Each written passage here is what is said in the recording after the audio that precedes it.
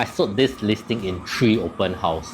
But no, today this video is not me bragging about how good I am as a real estate agent, but in this video I will dive into using this as a case study, why open house actually work, the pros and cons of an open house, and whether you as a seller should be doing open house for your unit. Let's go!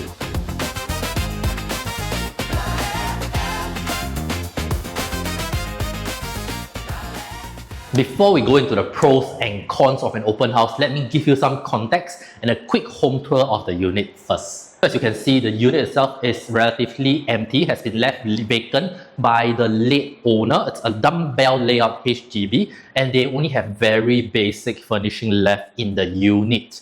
No odd shape, no afternoon sun. It's actually pretty windy and well maintained. And one thing I like about our unit itself, right, is there's no fixtures. And over here, you do get to see a very nice greenery unblocked view. But one of the challenge for this is because of this unblocked view, right, it is facing the MRT track as well. So I usually highlight this to all the buyers that come for a viewing. This is the common room and this is the master bedroom. As you can see, no fixtures. Perfect move, I wouldn't say perfect moving condition, but it's a relatively moving condition. Just need to paint the walls, do up the toilet, and everything would be good to go. And the last part here would definitely be the kitchen area. Why did I advise this client of mine to do an open house for her unit? One of the most obvious reasons, as you can see, the house is already vacant. No one is staying here anymore. If every time there's a viewing, my owner needs to come down, it is very hard to accommodate to all the buyers. Secondly, it is to filter out serious buyers only, because based from my point of view, I believe that those buyers that are sincere and genuine and have their house sold or loan done, they will accommodate to whatever timing the seller gives within a reasonable time frame to make it down for the viewing. There are a lot of windows shopper in the market who just happen to be in the area and are considering whether they should sell their house or not. And these are the people or buyer that I would rather my seller not make it down for them just for them to view for fun. And thirdly, it's because of the FOMO effect. Look at these two images of two different show flats. One is a full packed show flat, the other is empty. Which one do you think will drive urgency and for buyers to put in a sincere offer? Whenever people see a crowd of people viewing, this property is likely to be in demand and they will not, or at least they will not throw a lowball offer to my seller, and whatever offer they put on the table is genuine and ready to be negotiated. And lastly, it's because with an open house, I can receive multiple feedbacks from one viewing sessions, and I will know the pros and cons of this unit and how do I better make the unit stand out, or feedback to whatever potential buyer that is coming to view. Okay, look, there's this amount of cons or challenges for this unit. If you cannot accept, this unit might not be for you. But if you feel that this unit is suitable or you just want to come and have a look, this is our timing as well. And for this particular unit, from the earlier part of the video which I showed you, this unit has unblocked view, but it is also facing the MRT track as well. So for those that are more concerned on the noise level, right, they will usually tend to avoid. I finished sharing all the positive things about an open house, but what about the negative?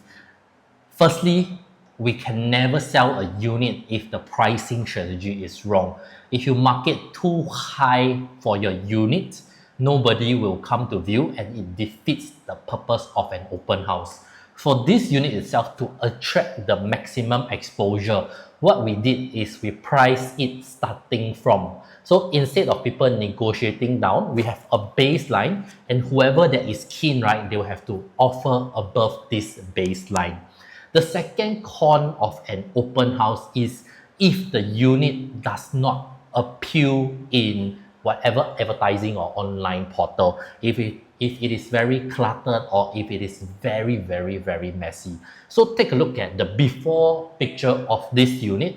It's not the worst, but it is not entirely neat as well. It's still a bit messy. But through my owner's effort and their willingness to market this unit, they actually take the step to throw things away and pack based on my advice on how to make it look better without spending a bomb. Sometimes people always think about staging, like they have to get furniture in, paint the entire unit, but you don't really need to do that. Okay, and thirdly is if there's just no demand for the area itself. So before you consider doing an open house, right, think about the volume of transaction in the area.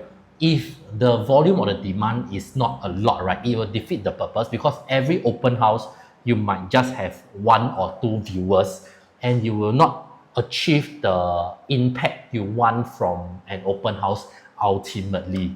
So what are the steps for a successful open house? For this unit itself, or rather in open house in general that I do for my clients, the first is always the scheduling of the viewing. You do not want the viewers to come too far apart, neither do you want them to come at the same time so that the unit will be overcrowded. So what I usually do is I will schedule them 10 to 15 minutes apart. So every time when there's a new group that comes in, I do cater personal time to answer or brief them about the unit itself first, the unique selling point, before they make their way to view different parts of the houses. Second, I will prepare a digital e-brochure, something like this, so that they can scan the QR code and refer to the notes or whatever details and floor plan that they would require for the unit itself. Okay. Thirdly, I'll put on some soft background music and prepare drinks for them in the unit in case they want to spend more time visualizing